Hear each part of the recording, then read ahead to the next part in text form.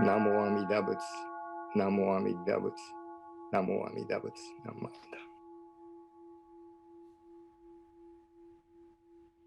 We will have our Shotsuki, and I will read the names of those who have passed away in the month of June, starting with those who passed away most recently. James Kida, Bob Ito, George Matsumoto, Tomio Nakano, Haru Gerard, George Tsubakihara, Ronald Iguchi, Shigeharu Nakamura, Tokyo Hayashi, Masako Lawrence, Minoru Nakamura, Miyoshi Tanaka, Mizue Couple, Sade Kohara, Makiko Ishizu, Bernard Alroy, Toshiko Mori, Tom Yonekura, Rani Ishisaki, Chieko Kida, Richard Teague, Eijiro Yamashita, George Yano, Naoe Yagura, Sandra Takashima, Fumiko Shironaka, Kiyoshi Shinsato, Emi Fujimoto, Richard Watanabe, Frank Yamada, Seiichi Shimizu, Tamotsu Matsumoto, Ichiji Koichi, Kuni Shimada, Kyoji Otomo, Yuru Shiraishi, Tamotsu Ojiri, Yuka Yamanoguchi, Hidori Morimoto, Gitaro Ataue, Suichi Okamura, Kikuyo Kawasaki, Tsune Tsubota, Shigeo Fujimoto, Toshiko Yamada, Yozo Kawato, Rokuichi Hanano, Jukichi Yamanishi, Sojiro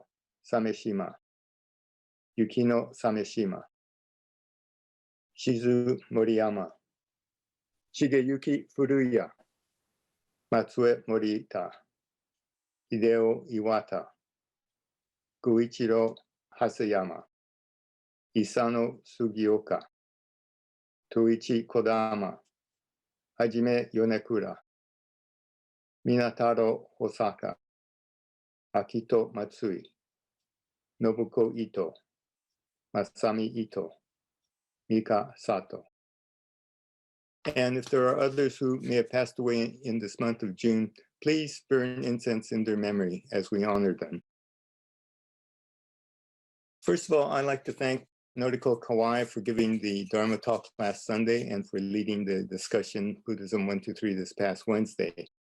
I think people got a very good experience with her talk and with that discussion.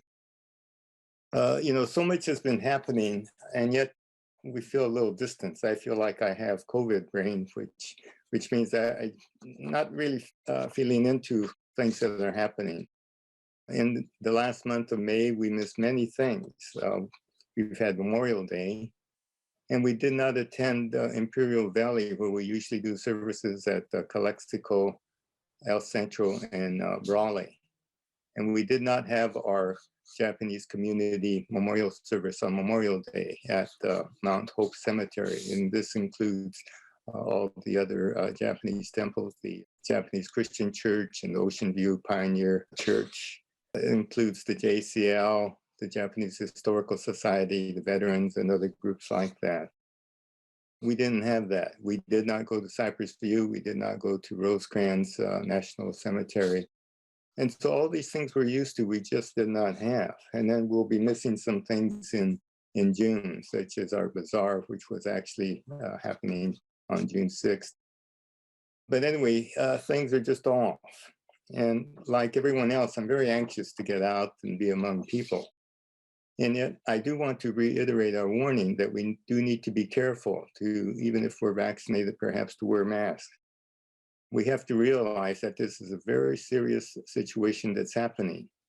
Now over 600,000 Americans have died from this within a 15-month period. As I mentioned before, that's more than all the veterans who died in many of the wars we've had, World War I and II, and Vietnam, Korea, and so forth. So this is very serious. Just going out is a very dangerous situation, and we have to think of other people. And that's kind of about my talk today. I want to continue with this thought of our three poisons: hatred, ignorance, and greed, and how we might turn that HIG to HUG, hug. That is by turning hatred to humility, ignorance to understanding, and greed to gratitude. Today, I want to focus on how we might look at our ignorance and how we might turn that to understanding. Now, ignorance covers a lot. There's a lot of ignorance around. We can think of ignorance as being a way of seeing things in a shallow point of view. In other words, thinking of ourselves as being separate and thinking of only ourselves. So how do we go from ignorance to understanding? First of all, we might admit that we are ignorant. Now, that's kind of hard to do, we might say, but we cannot grow beyond ourselves if we don't admit our ignorance. Let's think about that. If we didn't admit how ignorant we are, and we thought we knew things, we couldn't grow beyond it. We couldn't get any smarter. We would think we knew it all. Now, this is why Shinran talks a lot about, our ignorant self, our evil self. And when he talks about evil, I think what he really means is when we're centered and focused solely on ourselves. This is kind of an interpretation of evil in the Shin context. And so when we say and admit we're ignorant, what we're also saying is we have an opportunity to grow, to learn more about ourselves and to learn more about how we fit into the world. Now, this is graduation time and children are graduating from various levels. And I can remember when I graduated from dental school and people were able to call me doctor. I was pretty ignorant at that time, but I was certified to learn about dentistry, learn how to serve people. And whenever we get these degrees, whether it's in elementary, junior high, or high school, or college, it just means that we have the tools now to learn how to learn in a particular field. Now, if we look at the opposite side, if we think we know it all, if we don't admit our ignorance, we can't go much farther. And there's a very obvious example, and I hate to bring this up, but the ex-president was one who would never admit he had limits. And we see now that over 600,000 Americans have died because of things like not advocating the wearing a mask, even the vaccinations, which are helping people, which are based on science. These things have been harmful because a person has said that he knows all and yet has advocated things like injecting light or even bleach and things like that into the body. So for one thing, we have to admit that we have limits. There's a comics I like in the paper, and it's Zitz. He's a teenager, and he's always doing things. And his viewpoint as a teenager is very limited, and his mother is always exasperated because his point of view is just different, and he really is unable to grow beyond that. So what do we do? If things are off, if we feel dis-ease, not really comfortable, something's off, we might admit that it is because of our three poisons. It's either hatred or anger, ignorance, or greed. Now, let's talk about ignorance. And this is where I think we can expand ourselves when we think that, we can admit our ignorance. I ask to think about the B and D. That it's hard to see with my arthritic fingers, but B and D can stand for broader and deeper. I make a joke, perhaps it's sacrilegious, that the Buddha's hands, when we see talks, it says, come as you are. And what he's also offering is that come with this thought of being ignorant, and yet we are taken care of.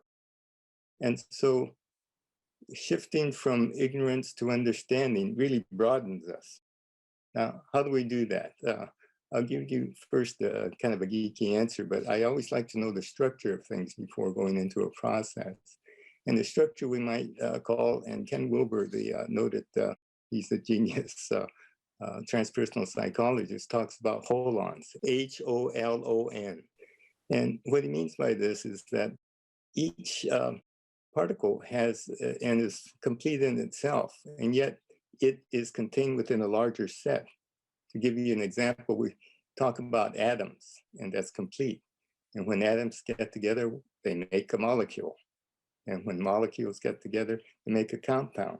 Now, compounds are, a unit in itself, and yet compounds get together and they might make tissue. And tissues can make an organ. And we know that organs can make a body, a human, a person. And so let's transfer that to people. I am an individual, complete in myself, and yet I'm part of a family. I'm a son of a mother and father and grandson of grandparents and so forth. And I also have children of my own, now grandchildren. But also myself and my nuclear family is part of a larger extended family. And an extended family is part of a community. We here at the temple are a sangha. That's another unit, is complete in itself. But we're part of a larger set called, we could say a city. And this city is part of a larger unit called a state and country. And countries, of course, make up the world. And so these holons are complete in itself, and yet we're always a part of a larger set. And so going from ignorance to understanding means that we can select in our minds what set we belong to. We're aware of ourselves, but we also need to be aware that we're part of these larger sets. And so I want to talk about how we go from this level of ourself, knowing that we're part of these larger sets. Now, when we talk about the self and making decisions, if we think about things in duality, right, wrong, good, bad, it's very simple, simplistic, but it only has two variables. But life is much more complicated. And this is where we can see how ignorant we are. Because like Indra's net, each knot in this net has a crystal which reflects every other crystal.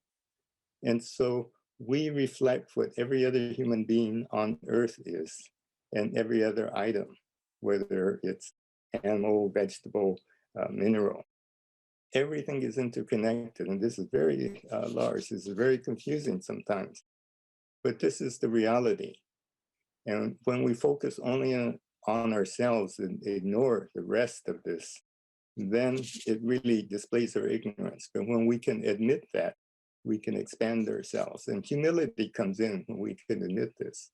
And humility means that we feel equal and we're part of everyone else. And then we can move on to wisdom.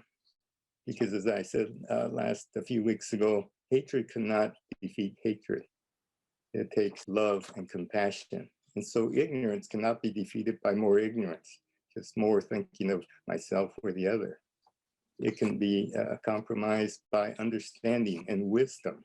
And wisdom means more knowledge, more understanding of others. So let's take some examples. This thing that we have about wearing a mask. This is a health issue, because what we're talking about here is containing the spread of this virus, which is airborne. Now, in the East, even before last year, I'm talking about Asia, it was very customary for people to wear a mask because they were considerate of others. If they had a cold, you'll see people walking around wearing a mask so that they don't spread this, could have been the flu at that time. And yet, for some reason, it's gone out of the realm of the biological sciences and has become some sort of a social statement. And so we have to look at this on the scale of ignorance. It is low on logic, that it doesn't make sense that we make this a political statement rather than something that's determined by biology, keeping the disease intact. Now, we see these signs in the bathrooms, public bathrooms, where it says workers must wash their hands. this might get a little queasy, but we think, well, that's good. Think about how things were in buffet lines before last year when you were going to buffet. Perhaps the workers washed their hands. But what about the non-workers? What about the other participants, other people at the casino or buffet? If they didn't wash their hands and they went out to the buffet, handled the forks and spoons that, where you get your food, the salads and jellos and other things, they're spreading things. And so again, we have to think of whether we're thinking of ourselves alone or others. And there are many other things like this that we've become aware of. Things like smoking. Used to be, if you were alive in the 50s and 60s, everybody smoked. There was smoke all over. And we realized that secondhand smoke was very detrimental. And so now there are places where smokers are asked to smoke so that it doesn't compromise other people. And then what about things like loud noises? Might be fine to have a good time at a party, but we have to think about our neighbors. And then there are things like driving, and we have driving laws. And why do we have laws about driving? Because we have to be considerate of other people. Now, people break those laws. Drinking and driving. Just yesterday, 2 police officers were killed in a head-on collision. And I think there was another collision where there was obviously a drunk driver going the wrong way. So again, we have these rules because we think of the other person. So we're going from an area of ignorance when we're only thinking of ourselves, perhaps drinking too much, having a good time, and not thinking of the consequences of getting into a car, driving, and killing other people because of our ignorance. So the whole theme of this is that Shin Buddhism really talks about admitting our ignorance so that we can grow. And we realize that even in our ignorance, others are taking care of us, and that it's up to us to really determine how big we see ourselves, whether we see ourselves only as an individual and think only of ourselves or of our family or our small community, or whether we can expand that, because we are part of a larger community. We are part of the world. We're sharing our vaccines with India and other countries, whereas many Americans are deciding not to get this valuable vaccine. And so we have to realize that whether we are aware of it or not, whether we admit it or not, we're part of the larger world, and that what we do can influence everything else. We're talking about the past, the present, and the future. So I just want to end with a few examples of people who are looking at themselves, not as individuals, but as a larger self. Greta Thunberg, a 17-year-old who is a climate activist. David Hogg in Florida, who was a survivor in the Stoneman Douglas High School shooting. Paxton Smith was a valedictorian at her high school. What she spoke against was the Texas law that is banning abortion at the 6-week level. So these are 3 young people who really are advocating for things that affect their future, their lives. And so I go back to our original discussion about ignorance going to understanding. And the first part is to admit our ignorance so that we can expand and include an understanding. Things get much more complicated. It goes beyond a 2-level checker game to a multi-level chess match. We have to think of all the different things that affect us. And yet in this game, we have to realize that so many lives are affected. And it takes so much more than thinking of one or the other, that it takes a lot of understanding, a lot of knowledge, and listening to experts who have certain knowledge in certain areas. And so this term, Namo Amida Butsu, I feel can help wake us up, that sometimes we're making decisions from the individual standpoint. And by the little term, Namandas, we realize that we are affecting the lives of others. And even in my ignorance, the efforts of others have really contributed to my having a happy life. And so with that, I'd like to close with the recitation of the Nembutsu, Namo Amida Butsu, realizing that whenever I say this, I can admit my ignorance and realize that the efforts of others have always supported me, and I'm grateful for that. So please join me in expressing our deepest appreciation to others with the closing of Nembutsu. Namo Amida Butsu, Namo Amida Butsu, Namo Amida Butsu, Namo Amida Butsu.